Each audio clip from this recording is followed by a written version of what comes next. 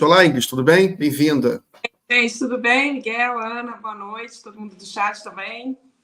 Boa noite, Ingrid. Bem-vinda. Obrigada, querida. Ingrid, que já participou muitas vezes aqui do jornal, ela é cientista política e psicóloga. Ingrid, a gente estava falando aqui do roubo das joias, né? O caso do roubo das joias.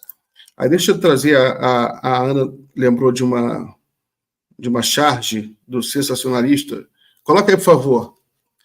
Guia, ele achou. Coloca na capa aí para a gente abrir a nossa conversa com a Ingrid. Olha aí, Ingrid. Acampados em frente à joalharia, patriotas oram pelas joias de Bolsonaro. Mas era sensacionalista, podia ser verdade isso aí, né? Verdade. Não me surpreenderia essa coisa. A realidade supera o sensacionalista. Verdade. Mas então mas é como... Porque é um distópico, né? A fala do Bolsonaro, e assim, você vê como que eles... É sempre as mesmas tentativas, né? De fazer com que aquela notícia eles consigam inverter a situação, pelo menos, né, fazer com que o público deles acredite na versão que é contada por eles. E aí o Bolsonaro, primeiro ele fala lá no início que ele não tinha noção nenhuma. A Michelle aqui, usei uma entrevista toda na minha aula de universidade. Que bacana, Michelle. Legal, qual foi a entrevista? Você fala aqui pra gente. Que eu tô falando. Então, aí você vê a fala do Bolsonaro lá no início, ele dizia que desconhecia, que não sabia nada sobre isso, e agora ele já mudou a versão dele, dizendo, não, na verdade, eu não sabia o que fazer com aquilo, mandei passar para frente. Mandou passar para frente, né? Uma quantidade de joias ali que só por enquanto, né? Porque ainda tem perícia de novas joias, a gente está lá quase 7 milhões de reais, e ainda vem mais dinheiro por aí, quer dizer, passa para frente algo do tipo. E a gente vai vendo que ele está realmente implicado nessa história, né? Eu vejo que vai ser muito difícil para eles, a própria defesa tem encontrado muitas dificuldades, primeiro porque a gente começa a perceber que ali tem uma formação de quadrilha, são 12 pessoas envolvidas, e ali você vai vendo que um ou outro vai começando a roer a corda, vai começando a falar mais um pouco. Já ficou claro, inclusive, pela PF, por isso que ela faz esse indiciamento, que tem uma relação ali com esse dinheiro, com essas joias que foram vendidas, com o fato do Bolsonaro não ter gasto R$1 sequer do dinheiro que estava na conta dele quando ele estava nos Estados Unidos, o que mostra ali da onde ele tirou o dinheiro, da onde ele se sustentou esse tempo todo. A gente vê que foi dinheiro por fora, e ali tem uma ligação, um nexo causal, uma ligação clara entre a venda das joias e, enfim, o dinheiro que foi usado para que ele continuasse, que ele ficasse aquele tempo todo que ele ficou morando ali nos Estados Unidos.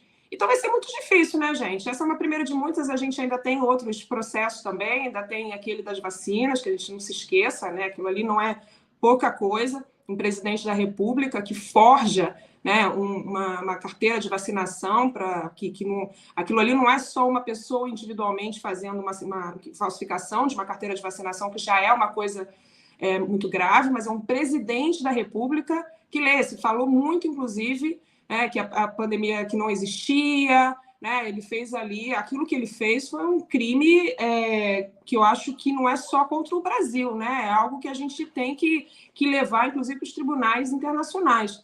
O que ele fez foi muito grave, a condução dele em relação à pandemia foi uma condução de um assassino mesmo, né?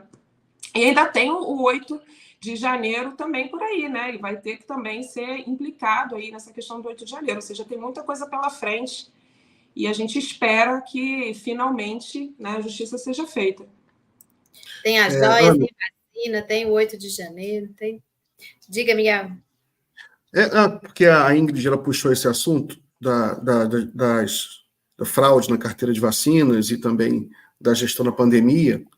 Essa denúncia, o indiciamento de Bolsonaro incluiu a fraude nas carteiras de vacina. É que hoje, Ingrid, a ministra da Saúde, Nízia Trindade, ela participou, hoje ou ontem, ela participou de um evento da Sociedade Brasileira de Progresso à Ciência, SBPC, que é presidida pelo nosso amigo lá, o Renato Giannini, que vem sempre aqui.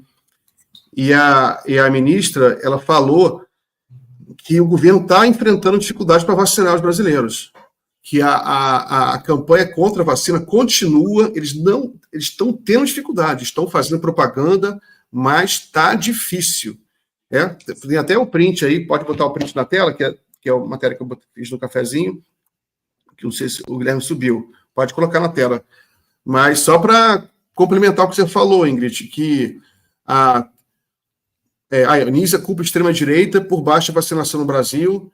Eles montaram um movimento, tem um movimento no Brasil contra a vacina, e agora é contra qualquer vacina, né? Tem até as novas vacinas da Covid, que eles não estão conseguindo vacinar as pessoas. A Covid, então, o pessoal do Bolsonaro não quer mais saber de vacina contra a Covid. Não é assim, tem que se vacinar por toda a eternidade agora. A Covid é uma vacina que vai entrar no calendário do mundo agora. Se não volta a Covid. A gente, se todo mundo se vacinar, a gente elimina a Covid, como eliminou o sarampo, embora tenha voltado aí por causa disso também. Mas, só para complementar. Sim, não, sem dúvida, porque todo o discurso que foi utilizado por ele era um discurso negacionista, e isso afetou diretamente os índices de vacinação no Brasil. Isso que você falou tem uma relação direta, né? Então, por isso que é uma política de fato assassina. Ele fez com que essas pessoas acreditassem que a vacina causava diversos males, coisas completamente absurdas, coisas completamente fora da realidade. E isso tem repercussão até hoje. O Brasil sempre foi campeão de vacinação. O Brasil sempre foi um país referência, inclusive, de vacinas. E aí a gente, de repente, passa para esse lugar, quer dizer, a dificuldade que a gente tem hoje para a vacina. Existe a vacina e as pessoas não querem se vacinar, as pessoas escolhem não se vacinar. Isso é gravíssimo, por isso que eu acho que também essa questão de quando ele faz a falsificação, isso tem que ser levado às últimas consequências. Não é um caso isolado, é um caso de um presidente da República que criou esse estado agora que a gente tem caótico em relação à vacinação, em relação à saúde pública no país. Ô Miguel, deixa eu trazer aqui uma outra matéria para a Ingrid também comentar. Não sei se ela chegou a ver, sobre um projeto da deputada Duda Salabert, em que esse projeto é para garantia de absorventes, fraldas, papel higiênico nos presídios, né? E aqui ela trouxe um vídeo que ele é chocante. Não sei se você viu, vou colocar aqui para a gente o vídeo. Não. Querendo papel higiênico, preso, querendo fralda, onde já se viu o Estado financiar mods de detenta. Daqui a pouquinho vai ter aí o fundo cueca. Então eu passei a minha adolescência pegando paninho, pedaços do camisa pirã, enrolando assim e colocando no meio das minhas pernas para conter o meu fluxo menstrual. Agora eu vou ter que pagar para quem ousou e quis cometer crime. Esse projeto, ele está defendendo que tenha papel higiênico, fralda e absorvente nos presídios femininos. E em locais onde há mães detentas, que tenha berço. Se não bastasse o contexto que quem já foi à penitenciária sabe, de ouvir relatos de mulheres que por falta de absorvente tem que usar miolo de pão. Agora que não tem papel higiênico. E aí disseram aqui, os familiares podem levar, mas há uma estrutura machista na sociedade que é revelada numa pesquisa do próprio Defensoria Pública de São Paulo, que mostra que 80% das mulheres detentas não recebem visitas. E que 36% das mulheres nunca receberam visitas, segundo a Defensoria Pública de São Paulo. E aí dizem, mas vai gerar muitos custos. Primeiro, tem que lembrar que a mulher detenta, ela está sob tutela do Estado. E segundo, quando eu fui vereador em Belo Horizonte e criei lá a política de dignidade menstrual, nós mostramos que para distribuir absorventes, por exemplo, para todos os estudantes do ensino fundamental de Belo Horizonte, o impacto orçamentário é de 0,0001% do orçamento em educação. Era um valor irrisório. E não se distribuía justamente por uma estrutura que ignorava a importância da dignidade menstrual. E aí está dizendo sobre custos, mas vamos ver o impacto que vai causar no SUS, por exemplo, a ausência de absorvente, papel higiênico e fralda. E estamos discutindo também o direito da criança. A mãe, ela está presa e há uma criança, ele está discutindo berço. É algo básico. E aqui, a gente está discutindo, repito, o básico, que é papel higiênico e absorvente. Nada além disso. Então, para terminar, desculpa, presidente, o que há por trás aqui, na verdade, não é um ódio só contra detentos, é um ódio contra as mulheres que está sendo discutido aqui nesse espaço. É inacreditável, né? Eu fiquei muito chocada com esses depoimentos aí desses deputados. Que isso? Esses depoimentos não, essas opiniões, né? Fatos, Ingrid. Exatamente. E que é uma questão de saúde pública, né? Além de uma questão de dignidade menstrual, que viola os direitos das mulheres encarceradas, que são direitos, inclusive, não só no Brasil, mas em todo o mundo. E a gente tem um país que é um dos campeões em número de mulheres encarceradas. E diga-se de passagem, a maior parte dessas mulheres encarceradas, dessas prisões, elas têm relação com mulheres que, de alguma forma, atuam ali em relação aos seus parceiros que estão no tráfico de drogas. Então, são mulheres que são levadas a determinadas circunstâncias para estarem ali, que sequer cometeram um crime diretamente, mas que estão relacionadas com esses parceiros. É uma coisa que a gente precisa falar também.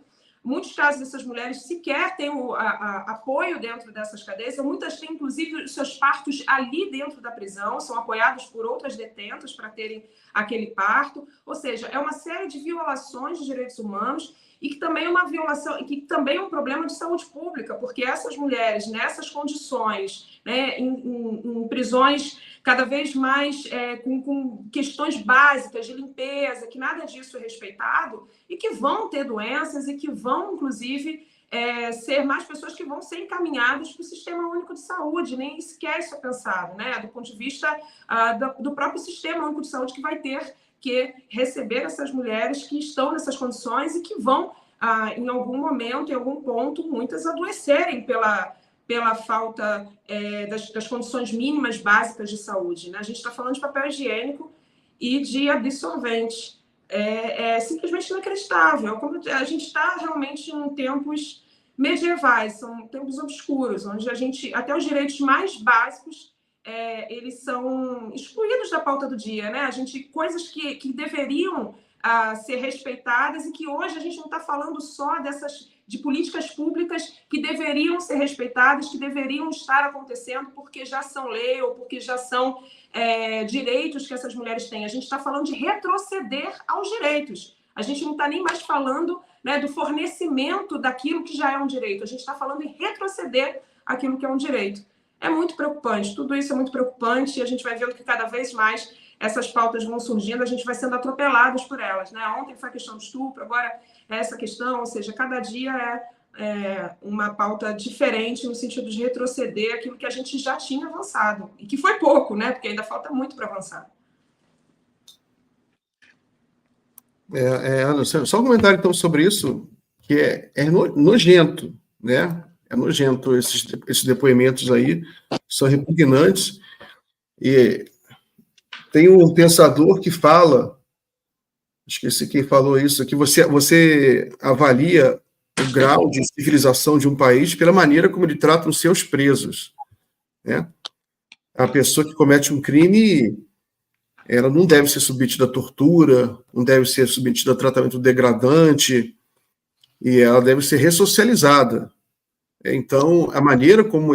Engraçado, eu quero saber...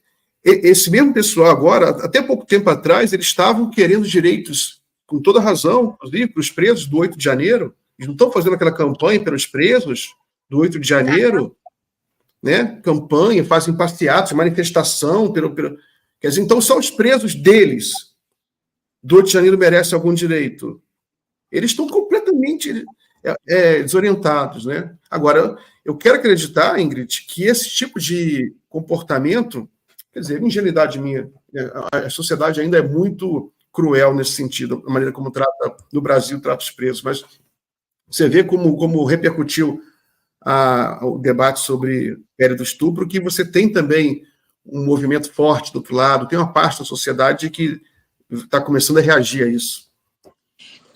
Mas a gente vive o Guattari tem uma frase, ele diz que a gente está vivendo uma guerra de subjetividades. né? Nossas subjetividades em guerra com a subjetividade do outro, que acredita de fato que o outro é um ser a ser aniquilado. É a tal da sociedade da inimizade. Né? Eu protejo a minha bolha, eu protejo os meus, aqueles que são parecidos, que pensam parecidos, os meus iguais, e eu entendo que o outro, aquele que de alguma forma ele desestrutura aquilo que eu acredito que deve ser, né, a manutenção do status quo, eu acredito que aquele outro tem que ser aniquilado. Então, a gente está vivendo sobre essa égide, né, da sociedade da inimizade. Então, esse outro, esse preso que está lá, ele tem que ser aniquilado. Né? Eu não quero pagar um centavo por ele sequer. Se pudesse, era pena de morte para metade deles. Né? Porque não tem jeito. Quantas vezes a gente não escutou? Aqui no Rio de Janeiro, que a gente mais escuta, né? A semente do mal, que é a criança que está na favela, que esse aí não tem jeito. Está na favela, daqui a pouco vai virar traficante, ou seja, já determina o futuro daquelas pessoas, já determina o futuro daquelas crianças, daqueles jovens. O que é ser jovem negro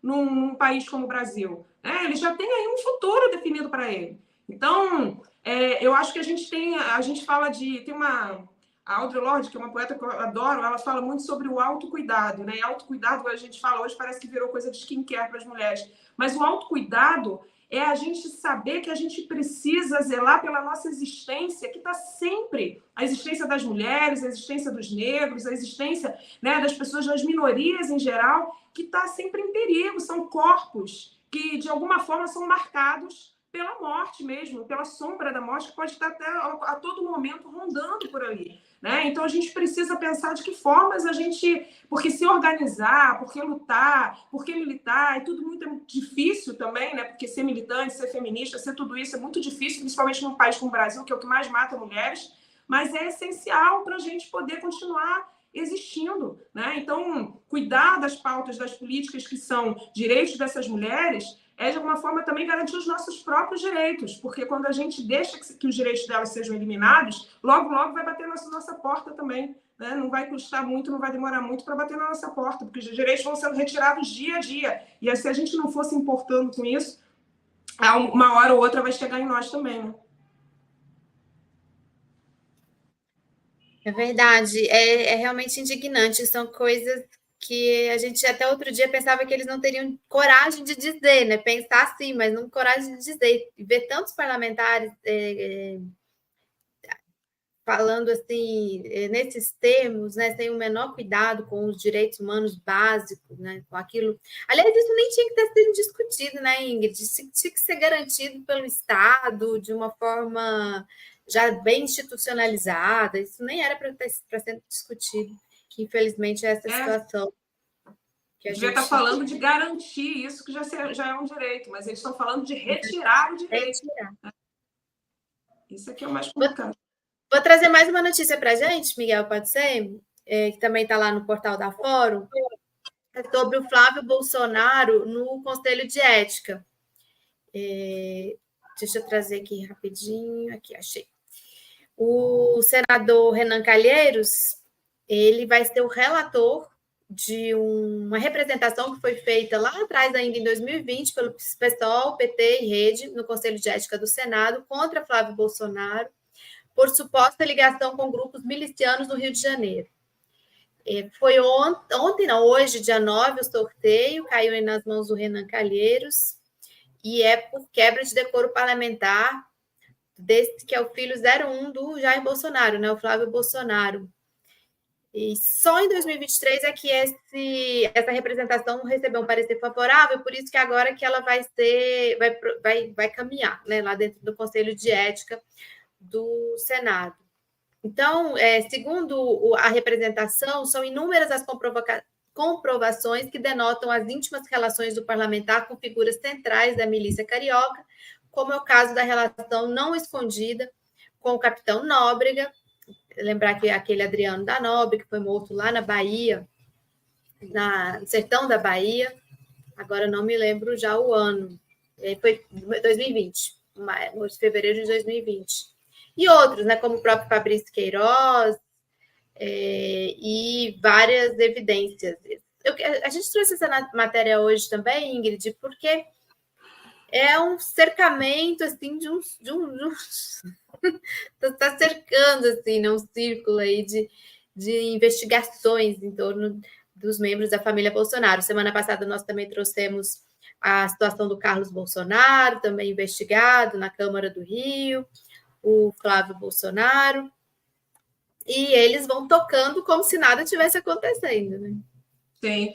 Não, eu acho que, bom, eu espero que tenha mais até, que isso é uma questão que vai para a Comissão de Ética, né, mas que tenha também uma grande investigação da Polícia Federal em relação a essa questão das milícias no Rio de Janeiro, porque essa questão das milícias é estrutural para entender o bolsonarismo. A gente vê, tem coisas que são simbólicas, né? Eu vi uma dessas matérias que falou sobre a questão das joias do Bolsonaro, e aí tem lá a conversa da pessoa, que ele era o representante da Receita Federal na época, junto depois com o tal do Selva, né? Como é o nome dele? Esqueci o nome agora, do capitão, o chefe de ordem do Bolsonaro. Enfim, Mauro Cid. Isso, Mauro Cid. E aí estava uma conversa entre ele e Mauro Cid no WhatsApp, e aí eles falando sobre como é que ia resolver para liberar as joias, né, que estavam presas lá na Receita Federal, e aí, enfim, no final, esse cara que era o responsável na época pela Receita Federal manda lá uma figurinha dessas, que era uma figurinha de uma...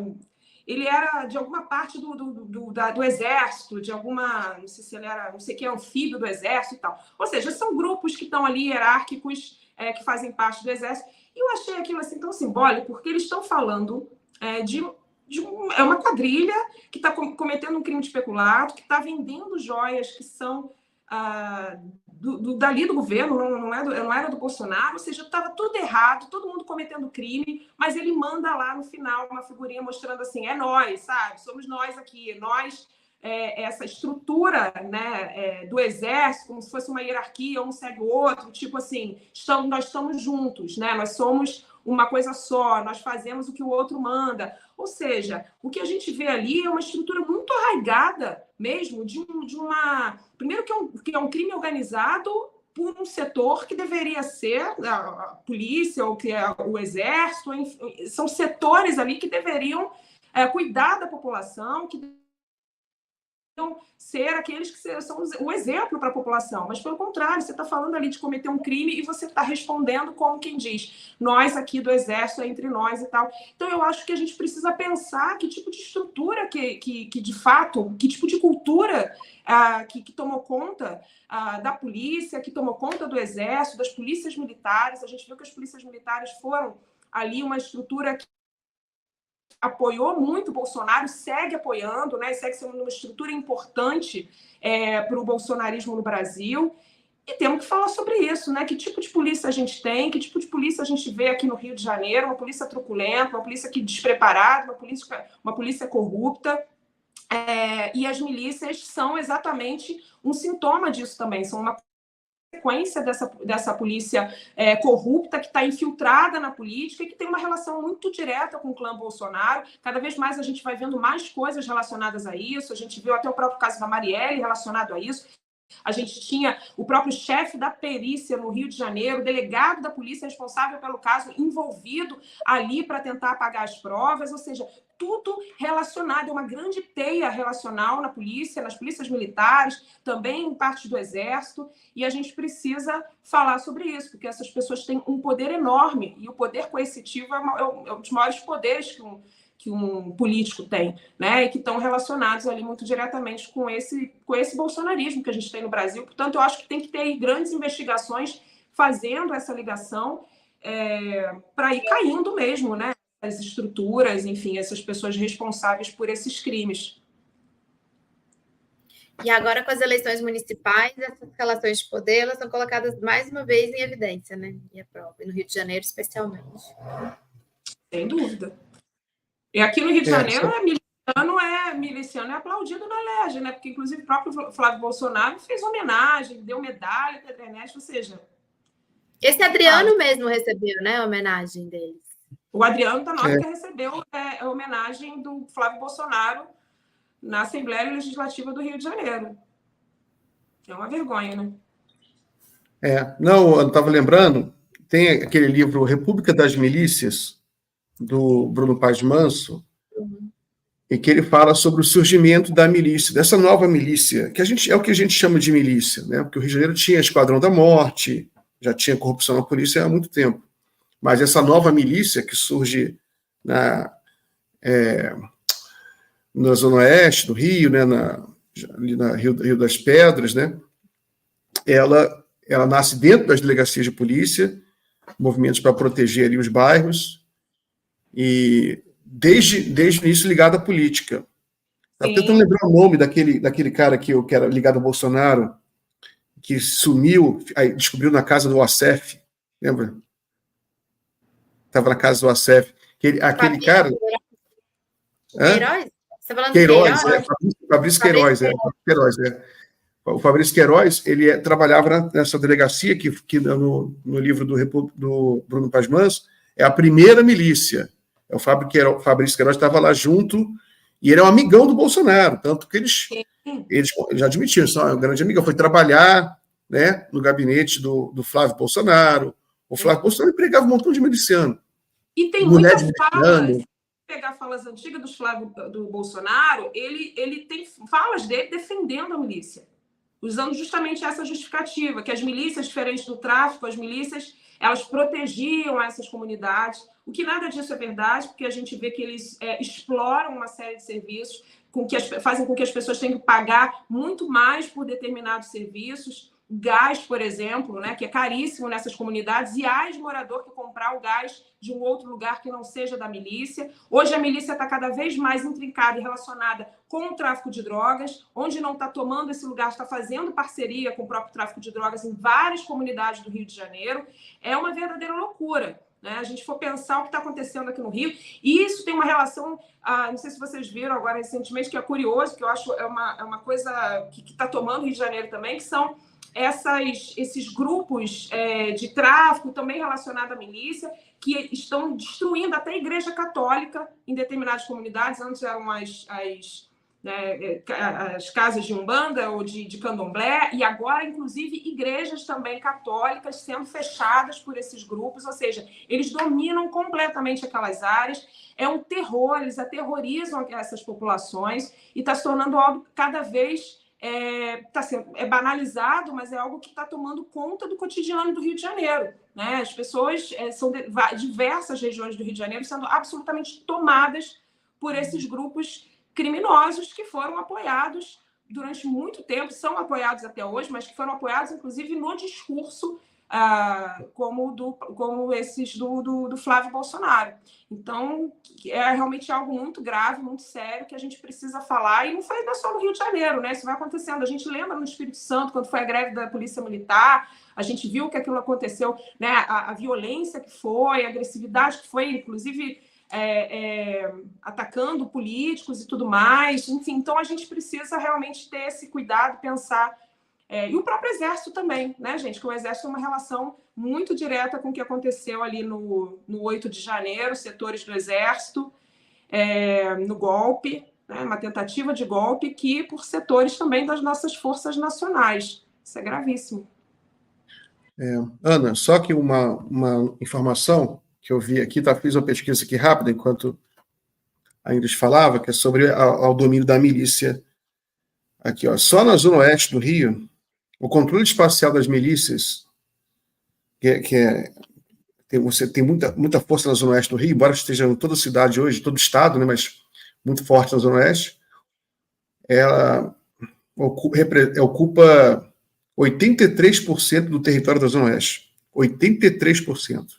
É a região mais densamente povoada do Rio de Janeiro.